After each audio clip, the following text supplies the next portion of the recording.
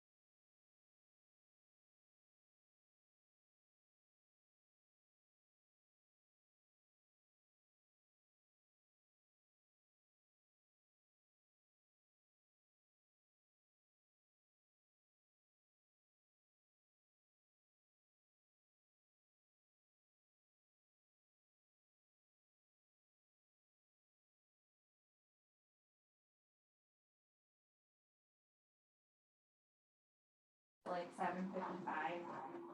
Yep.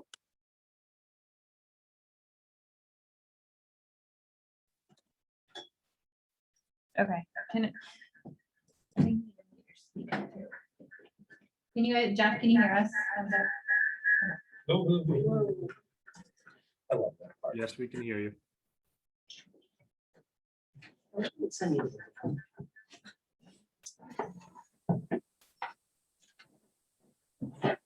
Draft resolution. Yeah. Read it, I don't know, but don't just get it tonight. just your speaker. So, like you got your this guy. That'll do. Perfect. So It's gonna take me a month of Sundays to figure out my new dishwasher, so. Finishes getting it started. with our dishwasher, there's one particular setting that neither one of us can figure out how to make work. So we just skip it. This thing is really cool. You can adjust one of the racks up or down 2 Uh-huh. inches. It's got the Oh. third rack on the The top. skinny rack on the top. Yes, or it's the got one we have right there? tines that you can lay flat or flip them up and do and rearrange it. Oh, I've never seen one that had three. Ours has the little most of the skinny one new on ones the are coming top, out with the just top one. for the We need that, silverware. our It's utensils, the best. big stuff. I live with my dishwasher. She's awesome. Oh, God, John. She's Wow. fantastic. Oh, that is so much good. Yeah, You it should buy her keeps one you for Christmas. consistent. Huh? You're consistent. Buy her one for Christmas. Like when she does the kitchen. That's what I'm in the middle of still. So this is-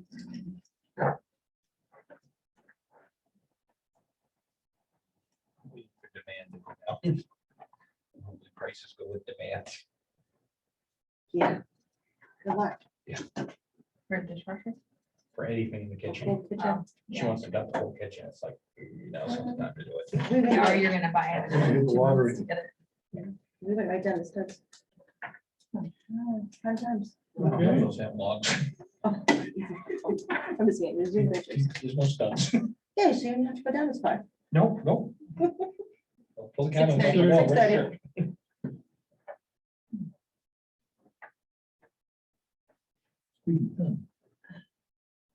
Have you heard of a tax exemption for military? Okay, we'll call the meeting to order and all join us in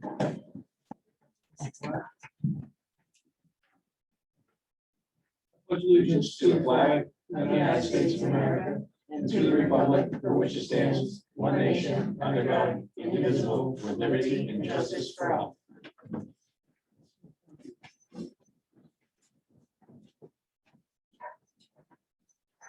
Okay, we have 4 councils present tonight. And first item on the agenda is the town manager and town clerk.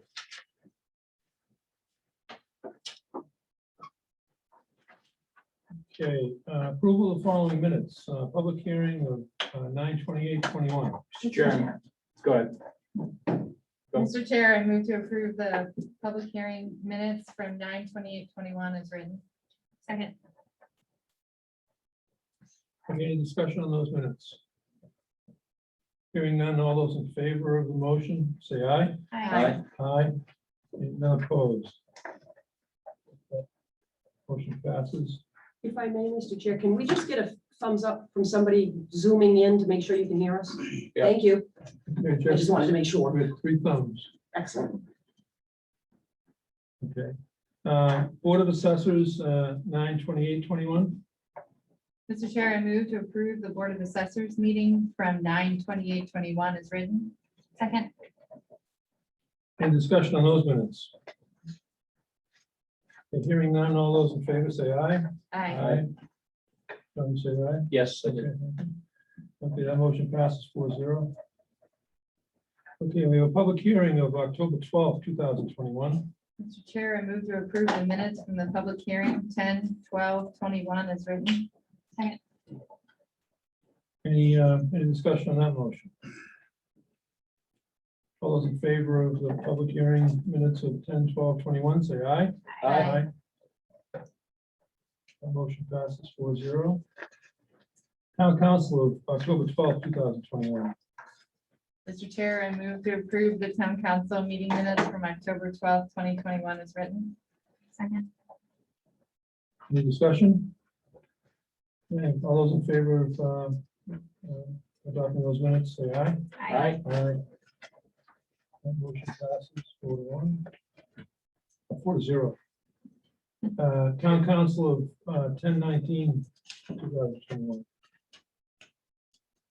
Mr. Chair, I was giving John the opportunity. I move to approve the minutes from the town council meeting of, special meeting of October 19th, 2021 as written. Second. Yeah, straightforward. Roll, I guess. Discussion, no discussion. All those in favor say aye. I- Aye. That motion passes 4-0. Treasurer's warrants. What's the date on that? 10/20/21. 2021. Mr. Chair, motion to sign the treasurer's warrant dated 10/20/21 in the amount of $127,119.07. Second.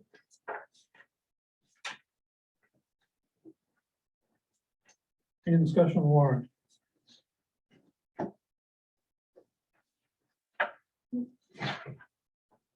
Okay, all those in favor of signing the warrant for $127,119.07, say aye. Aye. Aye. That motion passes 4-0. Reports and correspondence, what do we have this evening? Anything? For correspondence, should I read into the record Susan Way Oz letter to the town council? That's an agenda item, Okay, so, I can read it at that time. yeah, Pedestrian-ish. yeah, Okay. okay. Public comment, are there any members of the public that want to speak on any items that are not listed on the agenda? Yes, ma'am. I would like to speak. Could you please identify yourself and give us your address? Sure. Julie Manili at 175 Portland Street. That's Julia. It's Juliana, but or Julie. Julie is fine. Okay, go ahead. Yeah, I'm here on behalf of my husband and I, my neighbors, my town. I've lived here since 1990. I love my home, my neighbors, my town. But lately, the highway that runs through our town seems to take precedence over the downtown/village, and more importantly, over our own citizens' feelings of safety and sanity. Look around. I know we all know this. We have a village. It's about a 1.2-mile stretch. We have 9 crosswalks. We have an elementary school. We have a medical facility, churches, restaurants, many businesses, assisted living facility, a senior and disabled living center, along with all the private homes. So does this fit the picture of a place where a highway of cars going 45 to 55 miles an hour should be running through? Just feels like there's a lot of us that are very frustrated in regards to not only the volume of traffic, but the speed of traffic. I'm happy. I wish I'd known about the pedestrian safety committee. They've done great work getting things started, evaluating the safety, especially of our crosswalks when it comes to town. So I applaud them and I thank them. I'd like to join them if this also fits into what they're doing. The major concern I have, that we have, my neighbors and I, is the speed.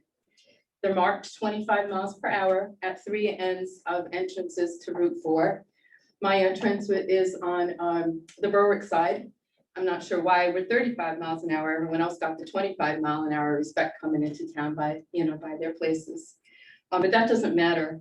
Very few drivers are respecting any of the speed postings. The only thing that slows any drivers down is the bottlenecking that occurs once you get toward the center of town. The speeding makes it difficult for myself and my neighbors to pull out of our own driveways, out of intersections. We frequently see ourselves and hear the stories of the tailgaters if you're trying to do the speed limit, the people honking at you if you're trying to do the speed limit, the screeching brakes, the jolting J brakes that we have to hear on a regular basis, the unsafe people trying to pass you, and other disrespectful actions.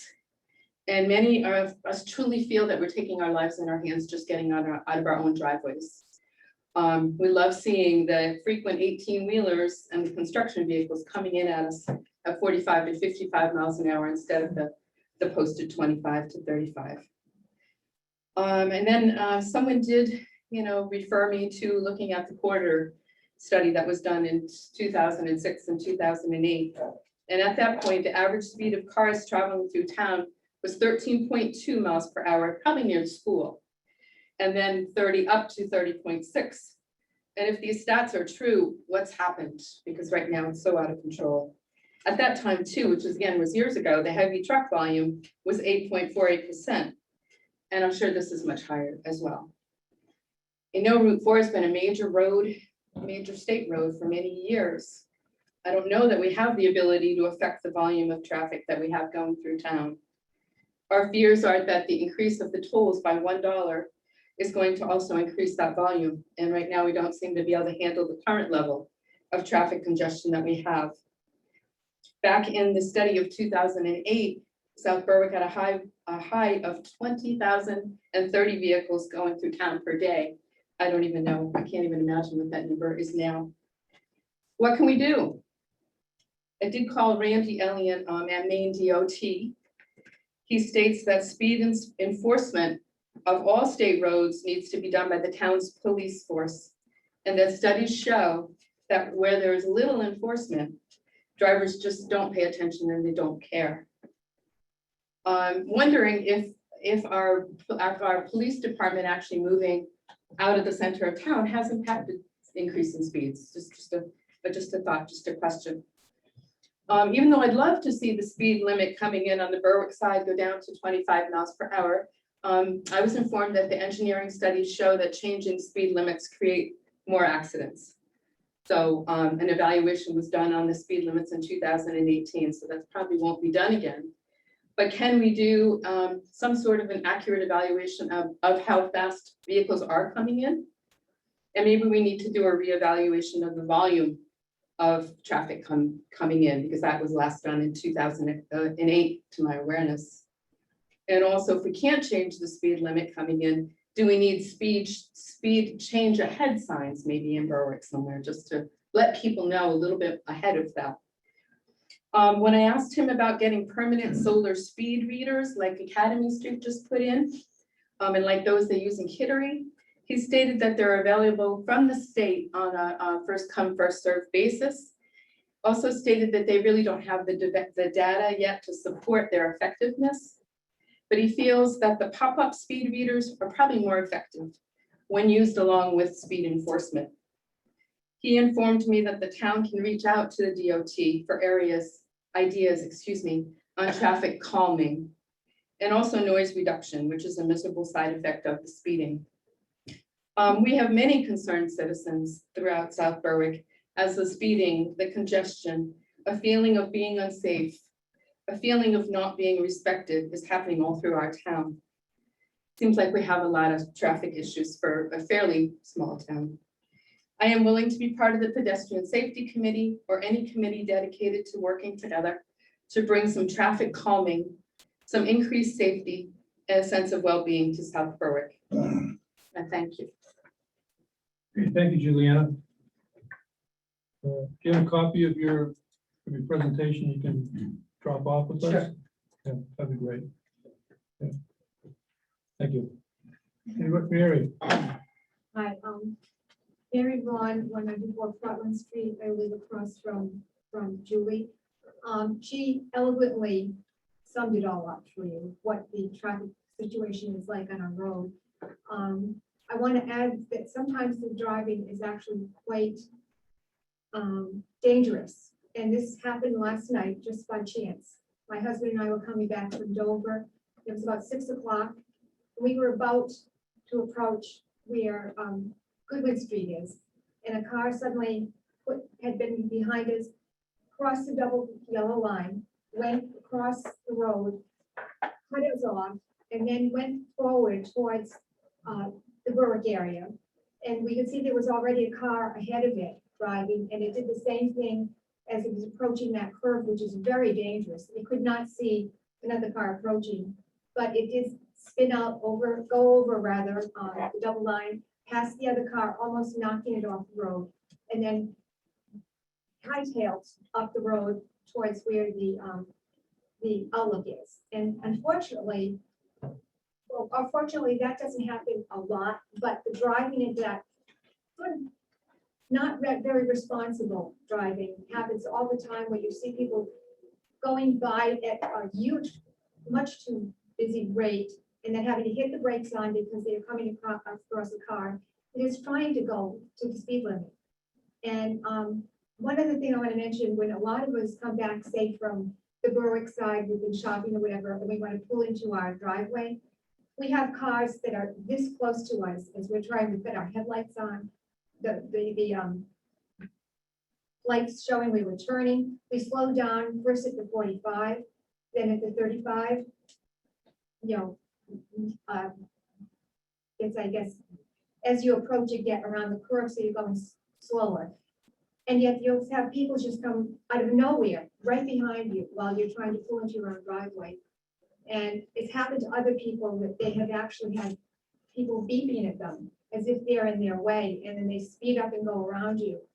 It's just not, it's not a happy way to drive when you're constantly looking over your shoulder that someone's going to hit you when you're trying to just do your normal routine. And I'm just backing up what Julie has said, and I know other people in the neighborhood have experienced those same situations. So she did an excellent job. She really covered it very well. And I just wanted to add this new thing that happened last night as an example of what a lot of the people in town on Portland Street and probably some of the side roads experience as well, from people who are just not driving carefully. They just want to get by and they don't care, you know. So anyway, that's just what I had to say. Yeah, it is notable that that area you're talking about had that fatality with Right, a scrap truck flipped over and yeah. and killed someone heading out of town.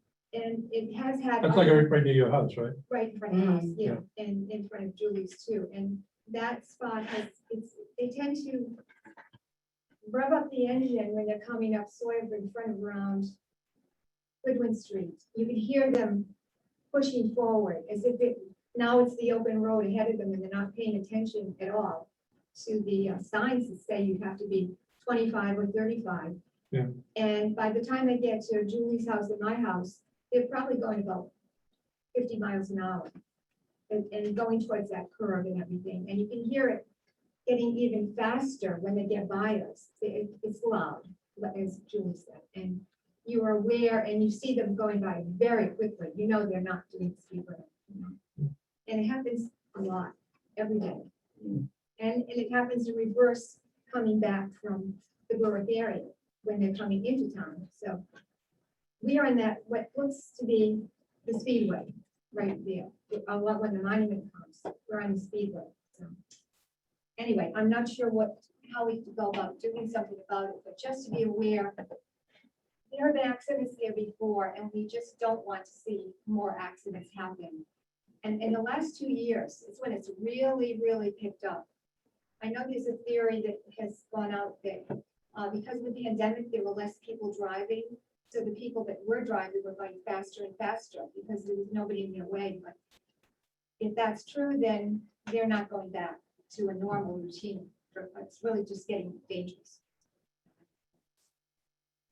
Thank you. Okay, thanks, Mary. Anybody else out in We have Kyle. Yep, I'd like to speak, please. My name is Kyle Banfield. I have a 32 Pine Street, and I'd also like to address speeding in a part of town.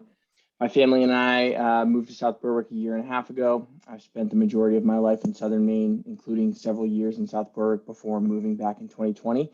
And I appreciate the opportunity to speak with you today about the speeding issue in the Old South, Pine, Oldfields, and Brattle Street neighborhood. Despite the entire area being posted at 25 miles an hour, I watch every day as cars travel at speeds well into the 30s and exceeding 40 miles an hour on a regular and dangerously consistent basis. My family walks this neighborhood frequently. I see the issue on all roads in each direction. I first notified SBPD of this issue last year. The radar sign was moved to Old South Road, where it made a measurable difference for a week or so before it had to be moved, and then speeding issues persisted. Recently, as the speeding problem has continued, we've also had several incidences that have led me to re-engage SBPD and now the town. These recent incidences are as follows and have taken place within the last 2 months. There was a head-on collision at Pine and Old South intersection where the turning vehicle carried too much speed. At that same intersection, my young family and I had to jump out of the way of a large vehicle barreling around the corner onto Pine at a high rate of speed. Lastly, and most troubling, a neighbor's dog was tragically struck and killed in a hit and run, again, where the driver was going too fast and not paying attention. I've spoken with several neighbors with stories of close calls and feelings of unsafe while walking our streets. The speeding in this area is frustrating. SBPD has again brought the radar sign, but I'm asking the town to consider making permanent changes to the traffic infrastructure to eliminate vehicles from carrying high speeds throughout the neighborhood and to bring greater awareness to the posted speed limit. The radar sign is certainly appreciated, but it only works in one direction and will soon be brought to another part of town. I recognize that things like speed bumps and high-tech signs can create other problems and consume significant resources. So I'm recommending that the town turn our intersections into 3- and 4-way stops and increase the speed limit signage. I believe this is an inexpensive, permanent fix to the problem with minimal disruption to those who drive these roads. My wife and I chose this neighborhood because we believe it to be a safe, quiet area where we could walk safely and where our kids could play on our ride bikes. I believe this area should be that way and easily could be that way if simple changes are made and traffic patterns and awareness of posted limits are increased. This neighborhood is not a throughway. You can only get to and from Vaughan Woods, and all points of entry are to 236. There are no advantages or cut-throughs for drivers. There is no reason to drive this area unless you live here. All the more reason to drive at a safe rate of speed and be protecting your neighbors. I do not see a dramatic difference comparing this neighborhood to that of Old Mill and Agamenticus Estate neighborhoods, where 3-way and 4-way stops are prevalent. Yes, that area is more densely populated, but it shares the same trait of having no advantages of driving through unless you live there. Why can't our neighborhood be viewed in the same way and our pedestrians protected with the same infrastructure? My family is not unique in this neighborhood. While I watch cars speed by all day, I also watch plenty of families, folks walking dogs, pedestrians, and cyclists driving our roads. There are absolutely no reason to drive 40 miles an hour on these streets. What do a few stop signs and stripes of road paint cost? What does it cost to add a few extra seconds to your drive to travel at a safe speed? Do either cost more than the life of a family pet, or worse, an innocent pedestrian? I hope the town takes action to create a permanent solution for this issue.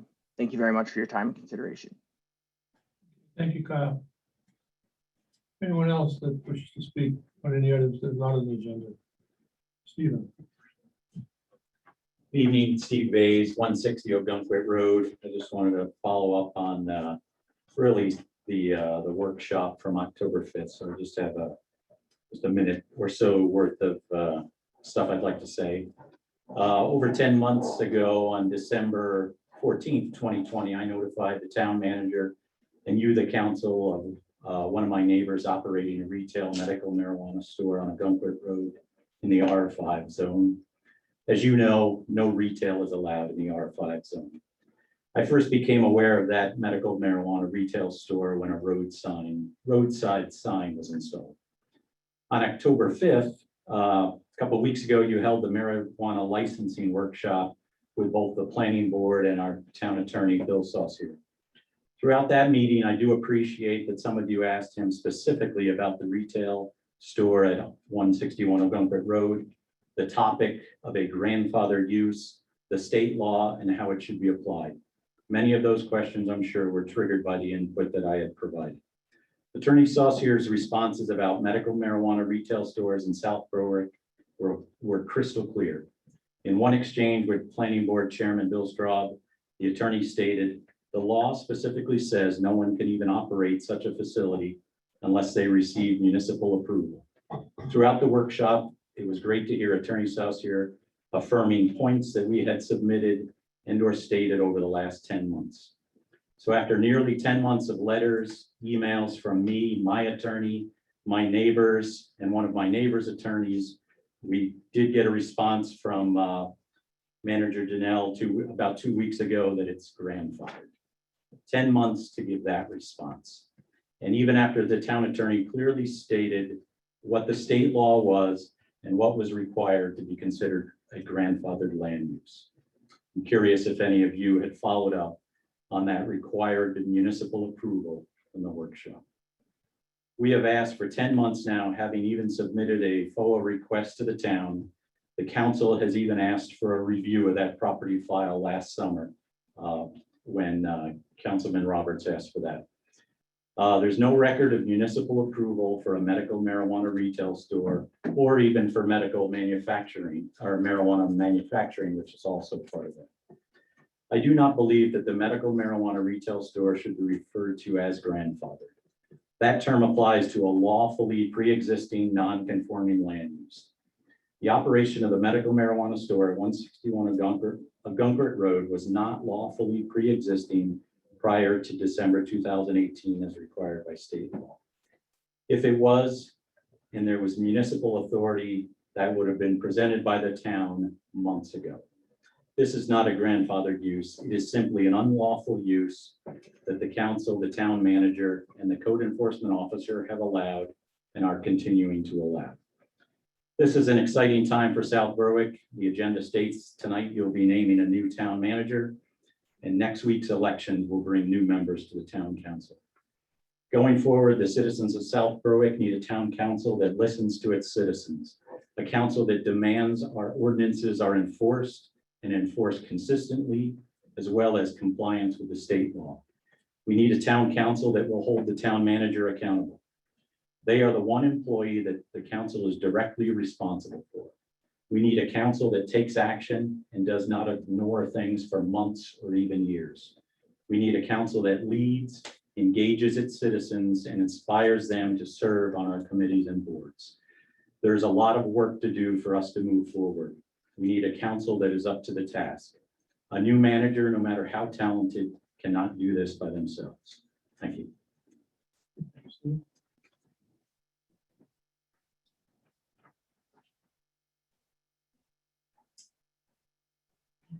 Pat Robertson's got her hand up.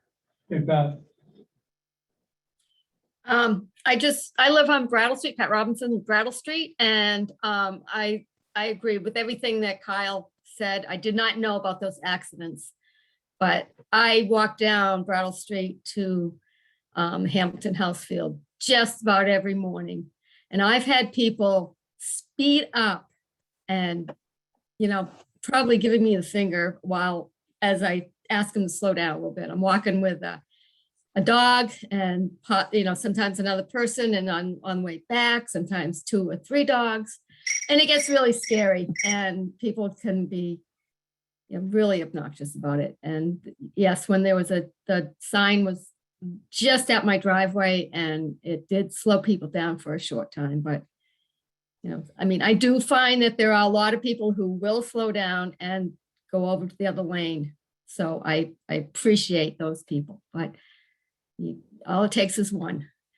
And so thank you, Kyle, for your well said. And also I'm slipping on the name of the other woman. I appreciate what she had said too.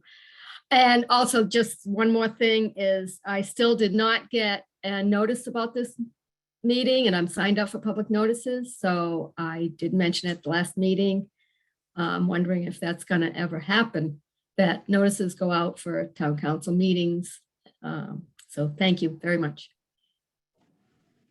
Just to respond on the meeting piece, Pat. They're posted on the town website under town council agendas. 2021, and both the agendas posted and the supporting documents are always there. We meet on the 2nd and 4th Tuesday, 6:30 every month. Jack, I do understand that, and I do go to look, but there are many people in this town who might not be aware of that, and people are very busy.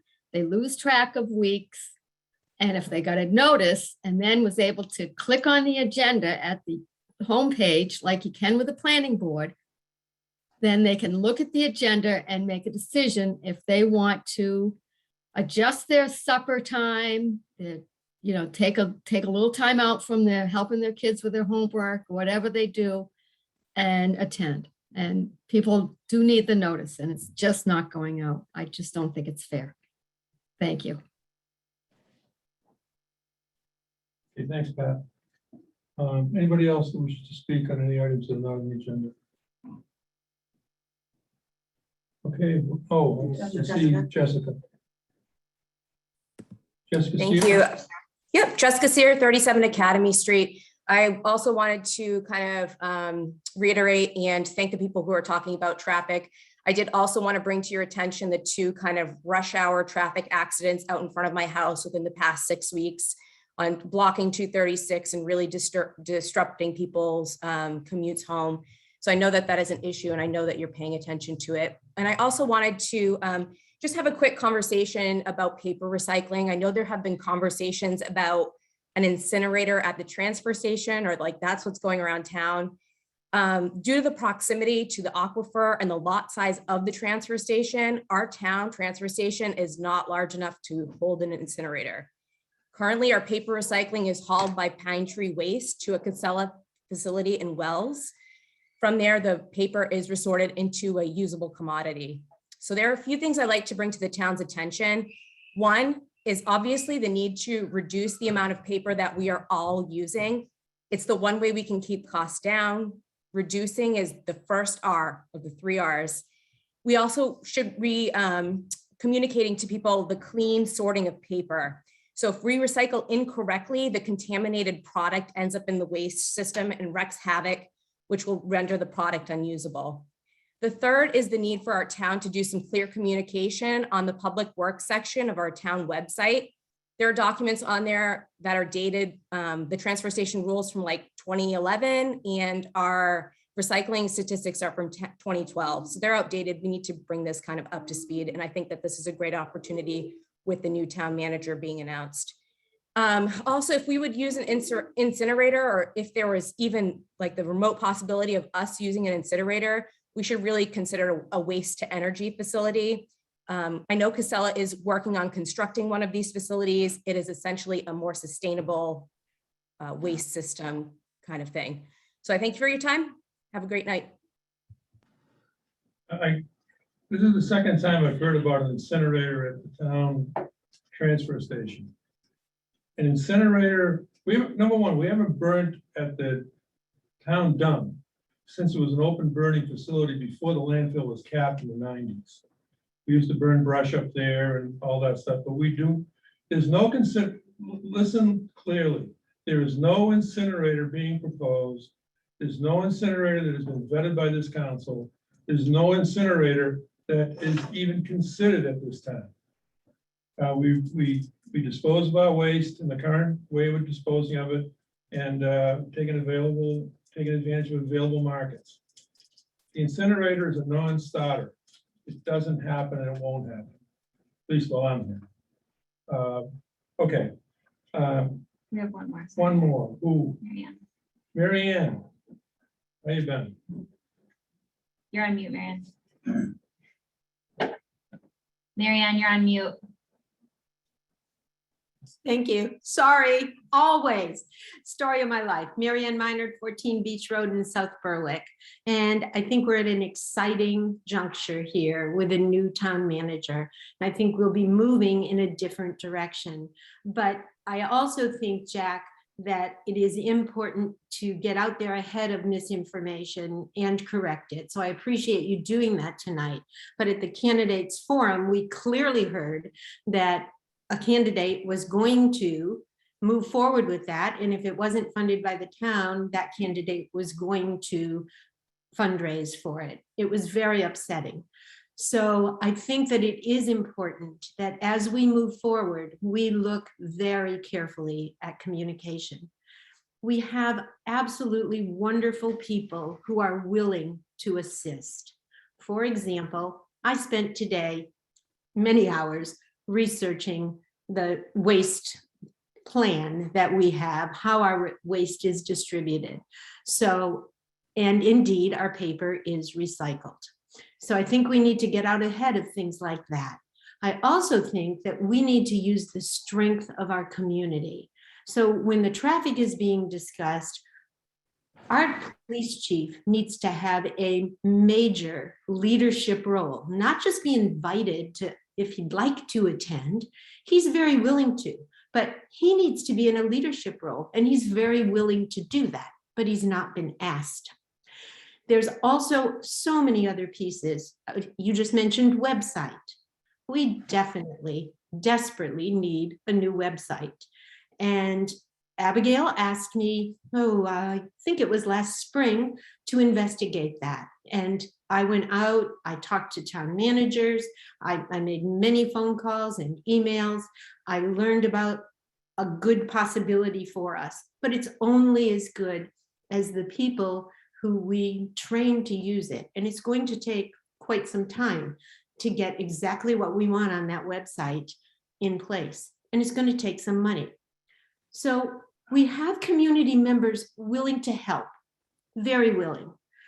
For example, on the ordinances on the storefront, marijuana storefronts, as you begin to look at the moratorium, on January 6th, I emailed to Perry and to Bill Straub the Wyndham ordinance. It's an exemplar. It has wonderful information in there. And as Barry Tibbetts in Wyndham said, steal from it what you want to. That went nowhere. And I think it was only 2 meetings ago, I heard Mallory say, well, maybe we should look at Wyndham. So you can't do it alone. And I know it sounds critical, but you've got people. You need to get those people on board. You need to have regular meetings with your department heads, and they need to be leading the way on those, not just attending or not attending, as the case may be. Panhandling, increased crime. There are so many things going on. So I wish you all good luck as you move forward with our new town manager. I hope that it will be successful for you, but until you step back, take the 40,000-foot view, and then make a concise, clear, well-developed plan for action that isn't just meetings, but that has what you need to do, what's the end goal, how are you going to get there with multiple steps, checkpoint dates, and people responsible.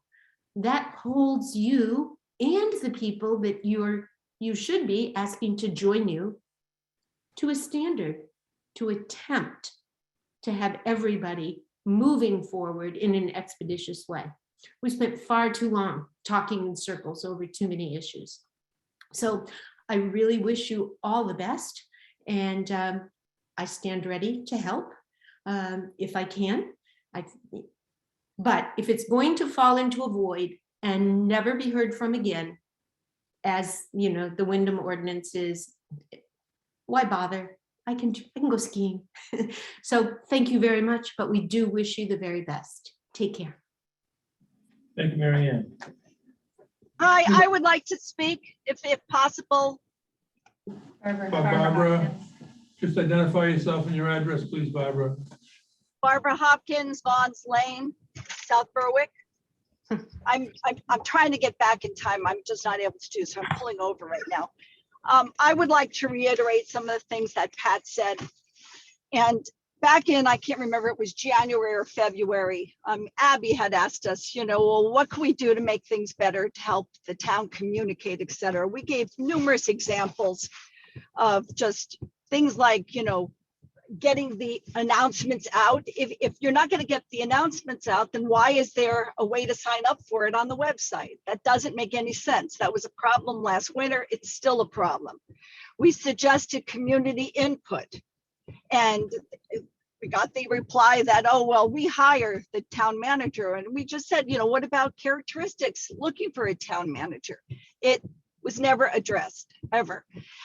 You've relied on citizen people to do the work that the town council could be assisting with by just engaging us. And if that is not going to happen, most of us are just going to go away. And maybe that's what you want. I don't know. But I have not found it to be an inclusive government for our town. And that is one of the reasons why I'm just very frustrated with everything being done and not being done and being ignored. And townspeople don't appreciate that. So if you're going to do something, I reiterate what Pat said, what Mary Ann said, It's time to get it done. It's taken a year, it's still not happening. Thank you. Thank you, Barbara. Anyone else? Okay, we'll move on to our town manager's report. For the highway building update, we have the final state electrical inspection that went well. The insulation is all done in the walls. And right now the roof is the next part of the project to be done. We are going to hire a contractor to put on the metal roof, and we are just waiting on that install date right now. For the ARAP grant update, I have both the police and the fire chiefs putting together some estimates for things that they can use in their department for the broadband and communication portion of that grant. I have been working on the essential employee payback list and reviewing appropriate amounts for each staff member and full-time, part-time, and on-call. The town is looking to receive about $750,000. We have already received $400,000. Next year, we will get the remaining balance. So at that point in time, we will have quite a bit to be able to share with the water and the sewer to update infrastructures and look to see how that money is best used in the town. I do have an update on the crosswalk signs that we had ordered a while back. We did get a few of them. We put them in the most important spot we thought with the most congestion up front. And we have a delay on those. The bases are all here, but we don't actually have the signs. So that vendor has checked other locations and he just can't find them anywhere. And in talking with Jay, once we do actually start having to plow the roads, those will obviously be taken away for the season and put back as soon as they can safely in the spring. We are still working with Affinity Lighting on getting the lighting there for the basketball area, which will soon be the ice skating rink before we know it. Especially with time change and everything coming. I do have really good news about the library. I'm so excited to tell you that the geothermal system is working. Okay. It didn't need to be flushed out. It didn't need any work. It just needed someone to know how to run that system and have it at the right PSI. And they have been running good since February, since Friday. Nice. Somebody knock on wood, because it's gonna break next No, month. it's not. Just somebody knock on wood. We have the new controls being finished and put in. Our new library director will be starting this Saturday. So once he gets put in place, we're going to meet with Johnson & Johnson Controls so that there'll be a few of us that will know how to run that system and hopefully we'll be warm all winter. We haven't had that in a long time. So super excited to share that. Sharon in our recreation department has announced her retirement. She will be leaving at the end of December. But she does want to stay on a few hours during the week. She wants to teach the line dancing classes on Wednesday and Thursday nights. So December 31st. Yes, at the end of the year. Yeah. So she does want to stay on a couple hours. So I've been meeting with Nikki and Sharon and we're going to come up with a plan for that. And speaking of retirement, just as a reminder for Karen at the library, her retirement party is this Friday from 3 to 5 at the library. Everybody's welcome to come join. That's the 29th. Yes, correct. And that's all I have for today. Okay, terrific. Thank you. Totally changed this. No, we have been excited about this. Totally changed this. No, it's worked the best it's ever worked since I've been here anyway. We're going with that. Okay, unfinished business, town manager appointment. We're working on this for 11 months and we have we selected Tim Pellerin as our new town manager. And that'll be effective on December 1st. We hammered out an employment agreement with Tim with the help of MMA, and that document's on the table tonight.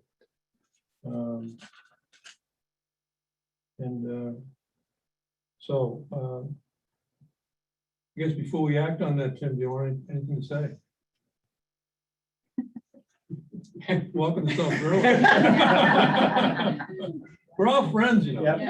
See, you can stand anywhere, the owl will Yeah, you follow can you. stand anywhere. I'll find you. Perry, you owe me a drink, just saying. Just saying, Perry, if you're on there. He is. I'd just like to first off say thank you to the town council for choosing me. I think it's a great opportunity. listening to the community tonight. There's a lot to do and a lot to get started on. I'd like to thank the department heads who participated in the interview process and Jen for steering the ship for as long as you've had and keeping it upright and keeping it going. It's a tough process doing two jobs, and so thank you for that. I want to tell the board or the council that the process, though thorough, was fair and enjoyable. I didn't find anything really challenging. Harry, you didn't tell me that. Just saying. And I'm excited to face the new challenges to help the town grow and flourish. I'm sitting here tonight and I was listening to the public, and somewhere between the balancing of accomplishing the goals that the council has is the need for the communication and hearing what the public needs to say and what they want to say. For you, I work for the citizens of the town of South Berwick. I will. I also work for the town council. And it's my goal to try to join those two and communicate and connect those, however that is. So whether there's staffing issues, communications issues, operational issues, whatever those are, part of being the good manager and a good team player is trying to work that out so we can advance the best interests of the taxpayers, the council, the staff, and the community. And lastly, I want to thank the council again. I look forward to trying to make South Berwick a great community to live in. And I think as a team, and it needs to be a team, as I think it was Barbara said on TV, it needs to be a team. And the team, I can't do this alone. It's not going to be me piloting the ship all by myself. I need the council to help engineer it. I need the staff to help direct it, and I need the citizens to help support it and tell us what the needs are. And together as a team, I hope we can make South Berwick the community that people want to be in and want to be happy with. So thank you very much, and we can move forward. Thank you. Thank you, Tim. Thank you. Thank you. Thanks, Tim. Mr. Chair, motion to execute the employment agreement with Timothy E. Pellerin as South Berwick Town Manager, effective date December 1st, 2021 through December 1st, 2024, along with the terms and conditions of the set of employee agreement, including the responsibilities listed in Article 3 of the town charter. Second.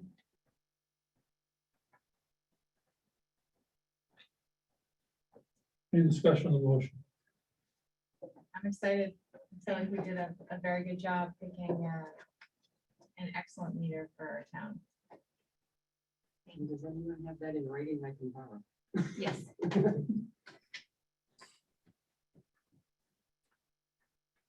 That was off the cuff. I'd be really impressed. Thank you for coming down tonight. Tim. Yeah. You're welcome. If there's no other discussion, we'll vote. All those in favor of the motion to appoint Timothy E. Pellerin, town manager, as what stated the motion, say aye. Aye. Aye. Any opposed? Is not opposed.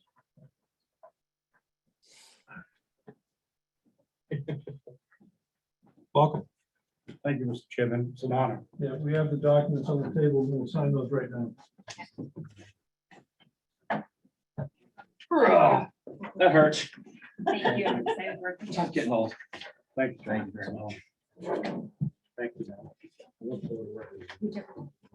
And I just, for the record, would like to introduce my son Matthew, who's an engineer, who works at Turner Consultant, Dover, and lives in Saco. He came down tonight to support me. No, I came down to drop him off, so I'll get him in 3 years as agreed. Good luck, have fun. Thank you. Yeah. You're gonna leave him here tonight. That's kind of edgy. Yeah. I don't know who he's going home with, but it's not me.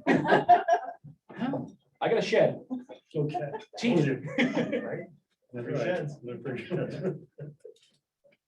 And if anybody, I am looking for an apartment, so if anybody knows of an apartment somewhere, so hesitate to say Tim. I use black, so I don't get yelled at. We all use black. I use blue sometimes just to. Well, I'm just gonna give it- Yeah, Tim. Yeah. You can sign that. Tim, please rise and sign this to make it legal. I do. Yeah, you'll learn that quick. Barbara has a ruler for us that use blue pens.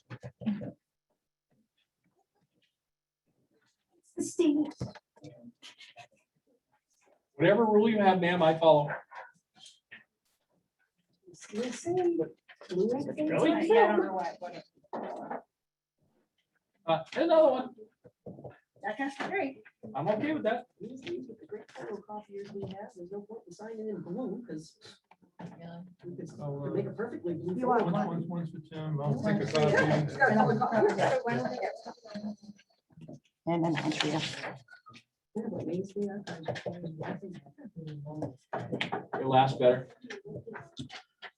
According to the professional now. According to the professional, we said you can't multitask either. I proved that wrong on a regular basis. Yeah. Just say, Technically, brain wise, you can't. yeah, I know. People think we can, but we can't.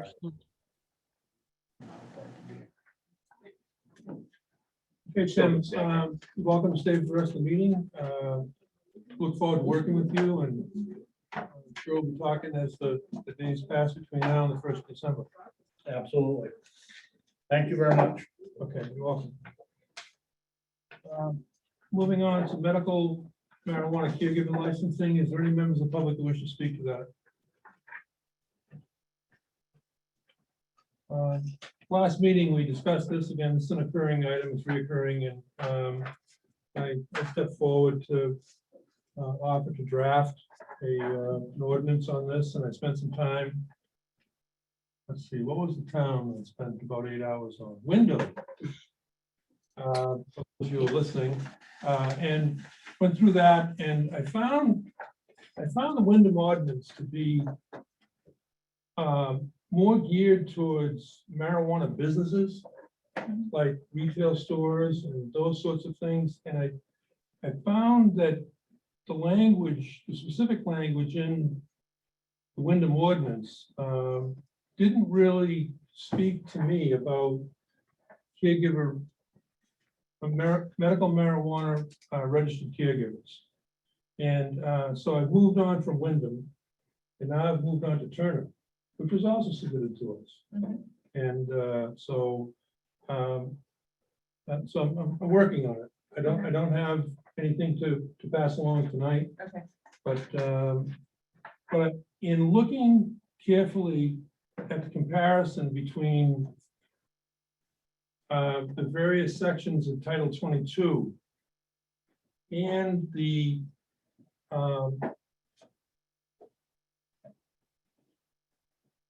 medical marijuana, main medical use of marijuana program rule 18-691, Code of Maine Rules, Chapter 2. This is a real difficult thing to blend together in terms of just putting a list of definitions together. Like if we went to 140-9 and included, which is the definition section for the zoning ordinance, if we're going to be going into performance standards. I find it difficult to actually call something, because it's called different things in different places. And it's almost like that the state rules and the state laws obfuscated this particular use, the registered caregiver piece. And so it's a little bit, it'd be nice if it was clear so you could refer to something that was clear, but it's not clear. Even if you go through the chapters and verses of this thing, and it's a little bit bewildering. We'll get there, but it's not easy. And I just wanted to let you know that I'm spending some time on it. And I'm just not there yet as far as making some sense as to what potential performance standards would apply. And then to how to tie that into our existing zoning, where in other action by the council, we've taken some big steps to protect our residential zones. But it's a little bit difficult to tease that out. To say, what the parking standards should be, what the hours of operation should be, what the lighting should be, what the signage should be. As opposed to, now, some people have gone to home occupation types of things, and maybe that's an avenue that we'll select to go down, but right now, we're just not there yet. One of the other things that we talked about, I think at the workshop, you were talking about operating hours, was the concept of like an appointment only type of system. Like that's another thing that we could suggest as well, that it could be like pick up by appointment only, as opposed to defining specific hours. Yeah, I mean, it's hard not to be arbitrary about these things, is 7 to 7 appropriate, is 8 to 8 open, it's whatever we throw out there. I think we're just gonna have to throw something out and then see what the reaction is from both the folks that are not necessarily in favor of this particular use, but we're stuck with it. We're stuck with that land use. I mean, that's the state law is very, very clear that we can't prohibit, we can't limit. So, but we're gonna continue on, and so that's all I have to say. Anybody else have anything on this tonight? So Jack, so just, I'm kind of speaking this out loud to refresh my memory and make sure we're on the same page as well. I think obviously the performance standards we need to address, but then there's also the licensing component. And if I remember from Bill's conversation correctly, we could implement something where we made it a requirement that any registered caregivers are required to register with the town, but that's sort of like a voluntary exercise. But then if we have that rule in place to require that a caregiver is required to register in town, and then if there's a subsequent complaint that then requires some type of follow-up enforcement, et cetera, then that could be a point in which where we have to say, okay, you now need to register with the town, get a license. That kind of kicks off a process in which we would define for the caregiver to obtain a license with us. And then if they don't meet the requirements to get that license, then they cannot operate any longer. Yeah. But that's a very good point, because like I said, in reviewing Wyndham thoroughly, their language is very legalistic. And in terms of penalties and enforcement and all the rest of those things, I think we're gonna have to rely on legal advice on those pieces in parts for our interest, because that's beyond Jack. So we just have to see what's appropriate, but also to try and make it understandable in 5th grade English. I'm happy to help you with kind of that draft if you wanna. Yeah, well, I want to get it through and get something so we can react to it. Okay. Anything else on that one? Let's see. Vehicular safety on neighborhood roads. Seems like the topic du jour. Share the comments, living in the village on a bypass road. I mean, there's no question that the loops that are created through my neighborhood off of Main Street, Sewell Road, Parent Street, Young Street, Neely Street, Butler Street, function as bypasses of the downtown core. We have the same thing as Jessica mentioned about Academy Street. Then we have the other loops that go around either primarily Union to Highland back to Portland. Then we have Colbert, Goodwin, and Jewett that dump onto Norton, and then Norton to that end of Main Street. So it seems like every avenue for vehicles is being taken as a result of congestion in the square. We've wrestled with this with the 2 state highways coming through town. Maybe, we seem not to, we always get stuck because of the state, but it seems on 2 fronts that there's an opportunity where Portland Street is so wide that maybe it's time to look again at contacting DOT and talking about traffic calming measures. Or, in fact, if it's the high speed coming down off the hill from North Berwick way on Route 4, that the speed zones be pushed back out. 2018 study that they did that was posted, Tiffany Roberts sent it out. They didn't find a problem with that area in 2018, MDOT. Yeah. One thing, it's no better on Hooper Sands, it's no better on Emery's Bridge Road. One thing, and it's not an excuse, but welcome to it, this town has increased. Right? When I grew up in Elliott, 236 was 55 the whole way, no lights, because there was nothing on 236. It was a Railroad straight track. road, Yeah, straight road. Yeah. So fast forward 35 years, we're now at 7,000 plus residents. We just built 12 homes up the street. We're building 12 more. We're building 12 more out on Great Hill. Traffic. I agree with, we gotta look at downtown, but it's gonna be, and I put it out today, and I wanna make sure everybody listening understands, it's gonna be a redesign of that intersection. You can't put lights right where our person stands. That has to all be redesigned if we put lights downtown. I don't mind either way, it doesn't matter to me. But people need to realize it's not a quick switch. The town has no vote. We can't vote and say, yes, we want lights and they appear. We have to go to the state. But in 2018, the state found no problem with the speeds coming into town. And I agree, everybody flies coming into town, because I come that way too. And you're going 35 or 40 coming right up to the monument if you're going with traffic most days. I don't know how you're gonna fix it other than we put a police cruiser there and they actually start giving out tickets instead of warnings.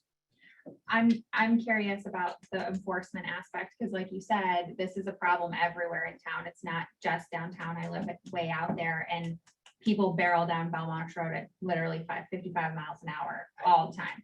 So I think just high speeds in town is a consistent issue, and I'd be curious to know from the police chief, like, I don't know that I've ever seen anyone getting pulled over. In Oh, no, South they, Berwick. so if you look at the police log that they post, South Berwick PD pulls over a lot of people. I saw 2 on Witch Trot Road Okay. in the last 2 days.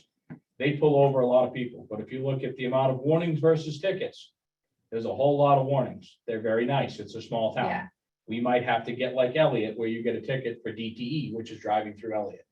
Maybe if we start giving tickets, Yeah, I'm just trying to think about like what is within our control, what isn't. Like I said. The state roads running through town are obviously MDOT territory, so there's a limited amount of control that we have, but we do have control over our local police department. And if there's anything we can do to maybe like up the ante for a little while on enforcement, I think the speed signs and stuff are great, but we can't put one everywhere. 10 unfortunately. over is very expensive in the state of Maine. Kyle made a good point when he was talking about Old South Road, Brattle Street, and that being a through road for Bond Woods. Those flashing radar signs do help. And I've been told by the chief that they help when you move them around too, because then people don't get used to them, desensitized to them being there. I have had it suggested to me some more push button crosswalk for the pedestrian safety aspect of it. We've been told by DOT the safest thing for us to do. We've had traffic study after traffic study telling us that the safest option is a light. Because the cost of bumping out the sidewalk and is there actually going to make it safer? We know that the light is the most safest thing. I know that that's a long process. We don't snap our fingers and have that happen.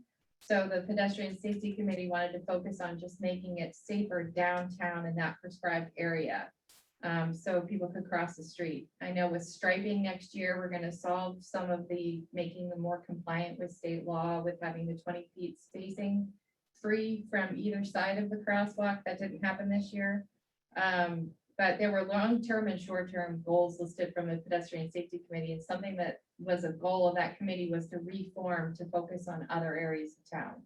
Because we know that it's not only an issue in the downtown. Because of the downtown, now you have people zipping down the side roads and making it really unsafe. So I'm glad that there's a lot of folks that came to speak about this issue. It's really important. We do have a need for more volunteers. And so if people want to get in touch and if you're interested, I heard a couple people are and joining the newly to be formed pedestrian safety committee, please get involved. We also have positions in other key areas on leadership as well. So for planning board, we have a lot of positions to fill. So it's great that people are getting involved and that they're excited about this. And I hope that translates into more volunteer hours spent, because we know it's a problem. One other thing I just wanted to mention is in the past, when the traffic light was talked about downtown, there was always a lot of concern about all of the parking spots because we would lose almost all of them. That's only for the crosswalk area for 2 on each side. Are you talking about with a light? Correct. If we were to put a traffic light there, We we certainly would lose the. I thought it was 4 No. spaces. Okay. No. It's a lot of. Well, there's most of them. different, You're gonna lose everything in front of the historic house right there. You're gonna lose everything in front of Oddfellows, not Isidore's, Oddfellows. You're gonna lose all of that. I think this whole side. Yeah, that whole redesign, that intersection is gonna have to come almost straight. It's gonna be, and I explained it to some people on 91, it's just like 91. 91 intersection is gonna be completely different when they're done. yes. There'd be no island, the slingshot would be gone. It'd be straight left-hand, right-hand turns. Right. You're gonna lose a lot. If it works, it works. I think you're gonna see traffic past the outlook on Sundays with a traffic light in there, but that's just me. It'll definitely slow it down because people won't be moving. But it's gonna, I understand what you're saying about the light. But my sensibility is that as soon as the light goes in, and as soon as the backup does get past the monument, people are gonna find a different way. And it's gonna exacerbate the problems on our neighborhood streets. Yeah, you're gonna back them up to Harvey Cut to Hoover They're Sands. doing and it that now. way. They're doing it now. But I feel like in the mornings when the person is out there, the crossing guard, and I'm waiting in the never ending line to try to turn left.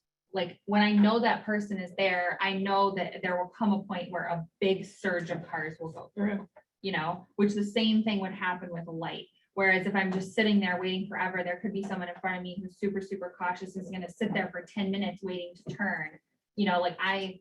Just speaking for myself, but I feel like it's a somewhat representative example of like knowing that eventually there will be a green light and now a bunch of cars will go through. I can sit there and wait until there's a green light.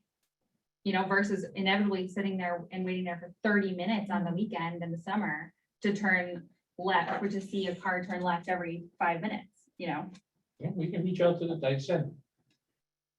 We're So- starting all over.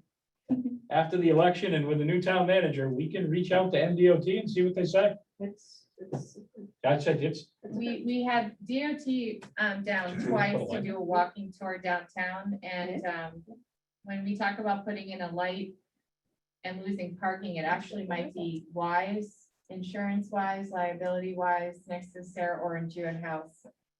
They were quite horrified by the slope, the leaning slope on that sidewalk. So I think that would improve safety.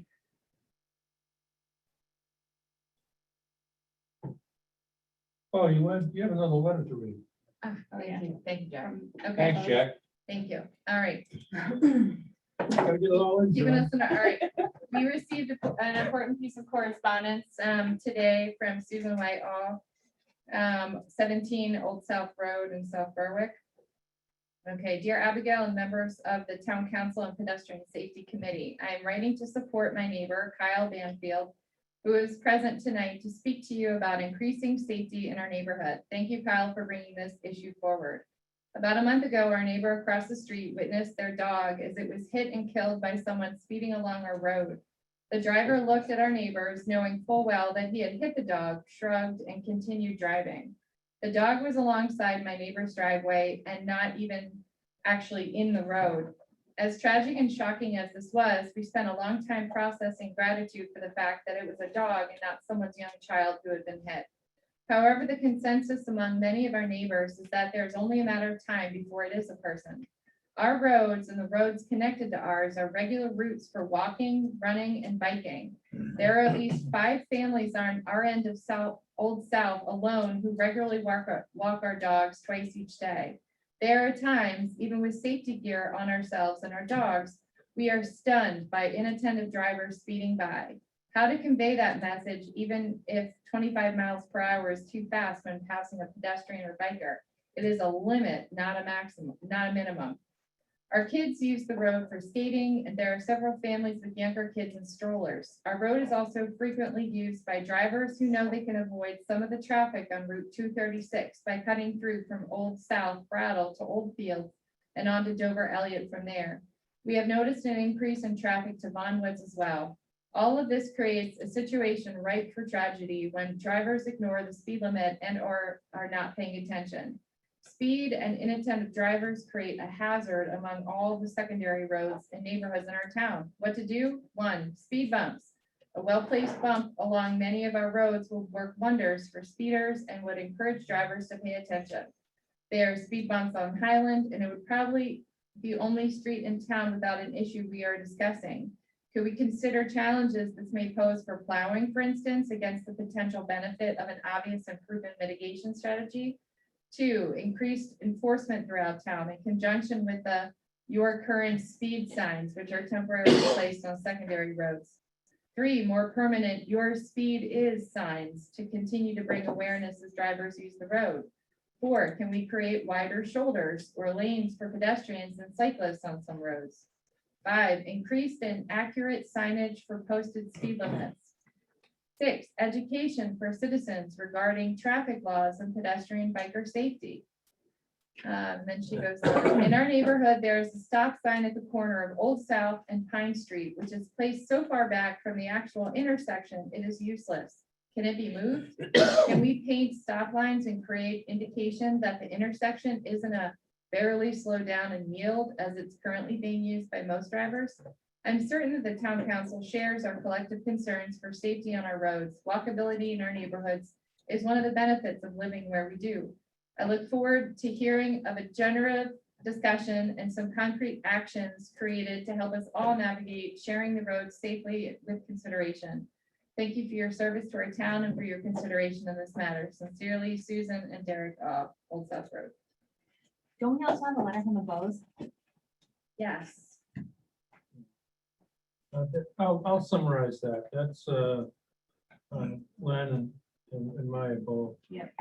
They live on, it's either Agamenticus Road or Portland Agamenticus. Street, but it's right at the monument, right at the intersection of both. And they've cited issues with their girls, their 2 daughters, getting across at a marked crosswalk while it's still dark in the morning. And there's been some close calls and some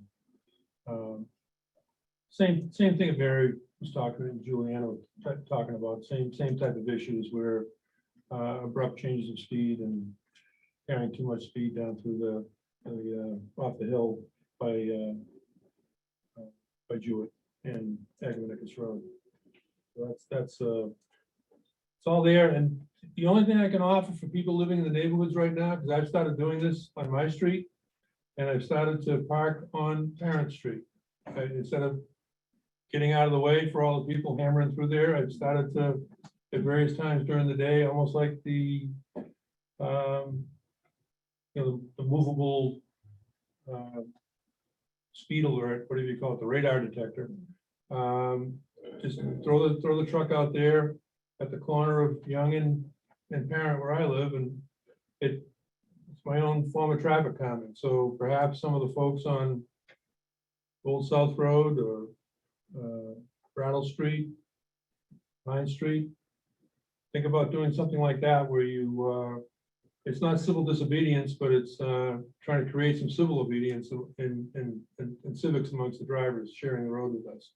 And so until we can get something, that might be something that we can do tonight to help kind of. If I can say something about Old South Road. We're all set on that now. Oh, okay, great. So that's just something I want to throw out there, something we all can do. Jack, if I could just expand upon your summarization of Maya Bo's letter to us. She also specifically requested to help with visibility and pedestrian safety that another one of the push light crosswalks be put on there on Highland. Across Route 4. Yes. Goes right across the Grant House. Mhm. Right there. Unfortunately, most of the people speeding in neighborhoods live in those neighborhoods. Okay, so we all set on vehicular safety on neighborhood roads for this evening. Doing what we can. Okay. Yes, but Jack, can we hear the comment? No, we're back with the council. Go back to the council. We're back to the council. I mean, what else is there to do? If someone had a comment on the vehicular safety on neighborhood roads, I think they joined after the public comment section. Oh, we offered that at the beginning of this item too, I believe, and No. Yeah, I don't think we asked that question. so will the council, Yes. who wanted to be recognized? Becky. That was Becky. Becky? Yeah, I guess, Yourself and your address, please. 22, we're the ones that, 22 Old South Road, we're the ones where our dog was hid in our yard. Could we have your last I'm sorry, last name, please? Schmerber. Thank you. I will say that today, as I'm walking my dogs in the rain, someone came barreling down behind me, just blaring their horn as if to say, you know what? I'm not slowing down. I'm not moving over. This is your issue. So that is how bad it's getting on the road. You know, we have flashlights that we shine. People don't move over. People don't slow down. It's becoming a danger even during the day. I don't know where someone is going 40, 45 miles an hour down my road and just blaring the horn for me to get out of the way when I'm already so far over on the road that, I mean, I just, it's an issue, I guess. It's very disturbing. Okay, thank you, Becky. Yep. So Jack, before we go away, for everybody online, my suggestion would be call the South Park Police Department when you have these issues. Let the chief know the issues are there. Telling us is great. It'll get passed along. I'm sure Jen and Tim now will pass that along to Chief LaJoy. Posting it on the bulletin doesn't really help because the police department doesn't look at the bulletin. So whenever anybody has these problems, please call the non-emergency line at the police department and alert them to the issue. They can start to put it together and see where it is in town and maybe put some extra patrols in that area, depending on what they get, but they need to know where the problem is more than just right here. So please call them. May I make a quick comment, please? That I think it is critically important that Dana LaJoy be deeply involved in this process. Nobody knows the history that Dana has as far as traffic in this town. Maybe you, Jack, because you and I have probably been the people who've lived here the longest. Oh, I got you beat. Okay. Well, I'm 32 years and there have Since been, I was 4. okay, all right. But we have got to get Dana and all of our department heads working with you and not just saying, oh, come to the meeting if you want.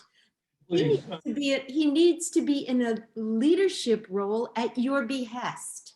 He is not going to overstep until you say, we really need you on this leadership team. Be that safety, be that marijuana ordinance, be that crime increase, the list goes on, and it goes on for other department people as well. Mary Ann, the point is well taken. We're gonna move on. Okay. Yeah. Okay. So adopt amendments to A 149, public information request. Any members of the public wish to speak on that? Hearing none. We have agenda item for code, chapter A, 149, public information policy. The requested actions to adopt the amendments to A 149, the public information policy and policy request form incorporating the current state requirements as presented. We have a couple of changes to the RFI for the town of South Berwick, and it deletes the language in accordance with the posted rate schedule and includes the state schedule. It also deletes the town employees will be charged at deleting $10 an hour and inserting $25 per hour after the first 2 hours. These are for requests for FOAA requests for information. So there are a couple of changes there. The fee schedule changes. The cost of copying service will be at the state allowed rate of 10 cents per page. Then it also goes on 149.3 in the fee schedule, stating the first 2 hours of research time is free, and a fee of $25 per hour shall be charged thereafter. It goes from $10 to $25. So that's a summary. Mr. Chair, motion to adopt the amendments to A 149, the relevant information policy and fire policy request form incorporating the new state law. Second. Any discussion on the proposed changes? Yes, there are gender neutral policy violations in this as written. It's in the general provision section in A. I think I just caught 2 of them. So if we could amend the motion to reflect the gender neutral policy edits being made, then I'm fine with it. So where are those? They're in the general provisions, section A 149.2, general provisions. It's in the first paragraph. The town clerk has. Yeah, 3 in the 3rd line down. There's one of them. And So the town clerk has in his or her possession. yeah, in their possession. I guess his or her be deleted and insert And there. there. And then in A, in the last line of that, the requester may not make their own Yeah. copies. Yeah. At town hall, and I believe that's it. To their department head and be. Mhm. Oh, you found them? Okay. I just copied the old one. I didn't pay attention to that. Sorry, I should have. That's right, so A and B, and then the first section, and then I think that is it. D has one if we really want to get down this road. Let's do it, let's get them all. Fantastic. Control F. Wow, Second line. okay. Yeah, thank you.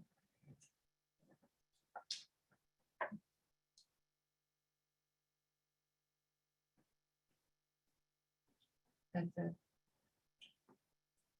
So I will revise my motion to include the edits that we just ran through. I will amend my second. All right, Yeah, let's go with this amendment. Good. So, any further discussion on the motion to adopt amendments to A 149 public information request as amended this evening? Okay, all those in favor of the motion, say aye. Aye. Aye. The motion passes 4-0. I apologize. I have to go and pick up my daughter. First things first. Ciao. Drive safe, avoid the raindrops. We have a quorum, but any motions in order to pass have to be unanimous with the 4 remaining members. Three remaining members. 147 Mountain Road, legal description for lot 57-A. Any comments on that from the public? Okay, this item is a long-standing property dispute up there off of Mountain Road.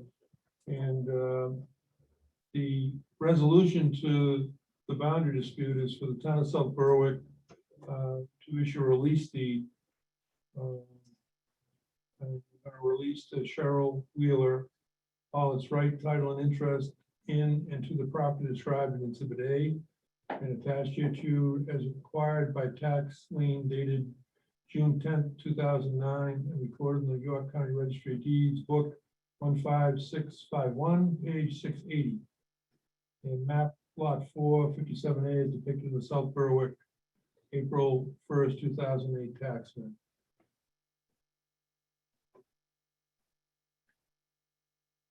So moved. Second.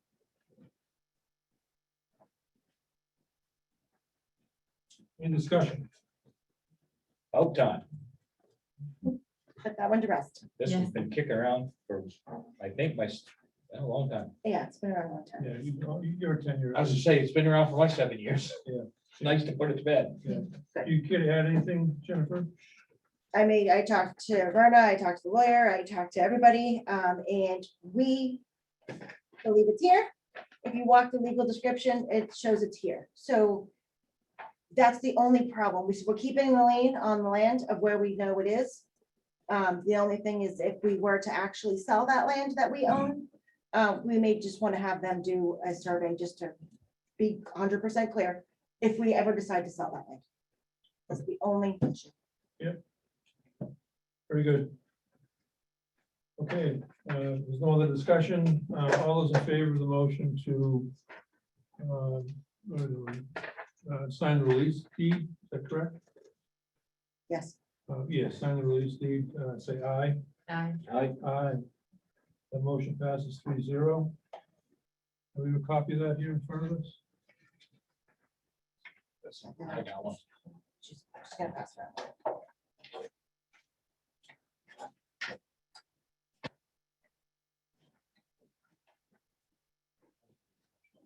You know that, right? Yes. It's making my whole night. Move over, John. No, I'm good. Yeah. I really want Barbara to move back over next to me. I would really got rid of my toy shoes. I was just gonna say, come to the real time with Okay, that. thank you. We have another item here under new business, which is the ARPA funds / essential employees.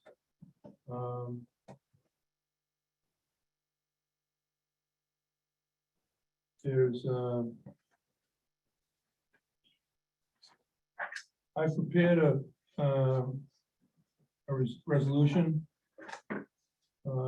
Basically, it would declare or resolve, and the town council would act that all town employees are essential workers for the duration of the COVID-19 state declared emergency and continuing since June 21st, 2021. That was the date when the governor stopped the emergency. And the text is appropriate for the town council to resolve all town employees working through the period of the state declared COVID-19 emergency and continue to provide necessary and essential public services. The town offices, along with other supporting departments, have remained open and serving our community and the public in the face of a public health emergency we have not seen the like of in over 100 years. Staff has continued to show up for work, serving the public in the face of the facts, where to date, we have seen 1,147 main deaths and 72,649 confirmed cases statewide. Therefore, the South Berwick Town Council acts to declare town employees essential for the purpose of application of a portion of ARPA funds and recognition of their contributions to the public good during the pandemic. Chair, I move to declare all the town workers as essential, Second. or town employees, excuse me. To be accurate, should that include the entire statement there for the duration of the COVID-19 state declared emergency? Okay, I'll amend it. Well, You're it's doing a resolution. It's beyond the Okay. emergency. Yes, okay, The emergency, the state declared emergency ended in June. right, So now we're continuing to apply COVID-19 emergency-like protocols in terms of our operations. So it's continuing to this point. okay. So this establishes all employees as essential until otherwise stated not essential? Is there a time on this? It's dated today. And it's going forward. They are Going essential. forward, always will be essential. I love Yep. that. Okay, good. And then, and there's provisions in the ARPA funding. This makes them Yeah, as the grantor. accessible. Yes. So we have to apply for conditions associated with that. If there's any other changes, completely open to subsequent action. Okay. Okay, all those in favor of signing the resolution, say aye. Aye. Aye. That passes 3-0.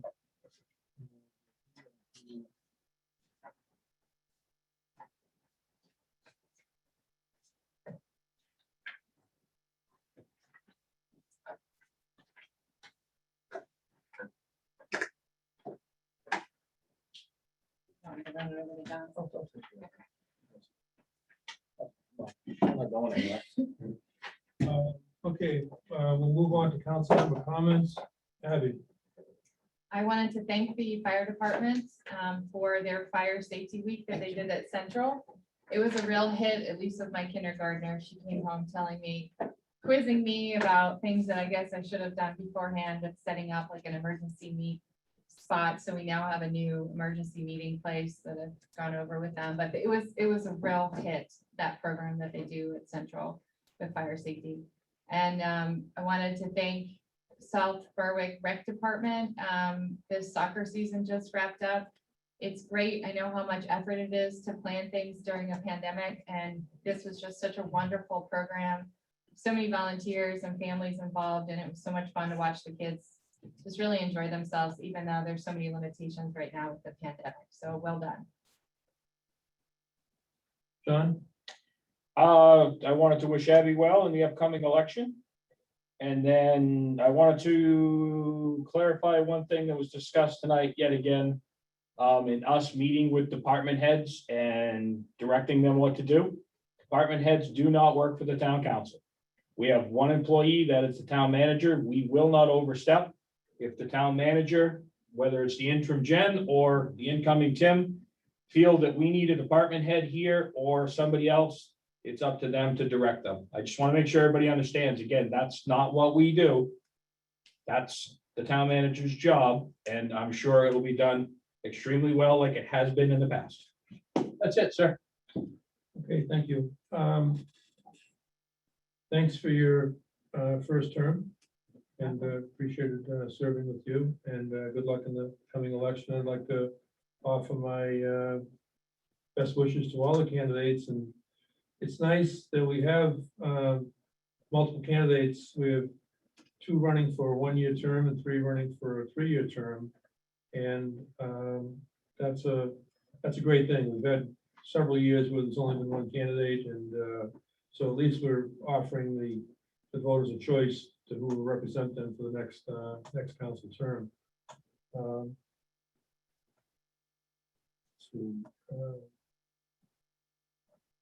think that does it for me. There's always something else, but anyway, I'm all set. Mr. Chair, I move we adjourn. Second. All in favor, say aye. Aye. Thank you.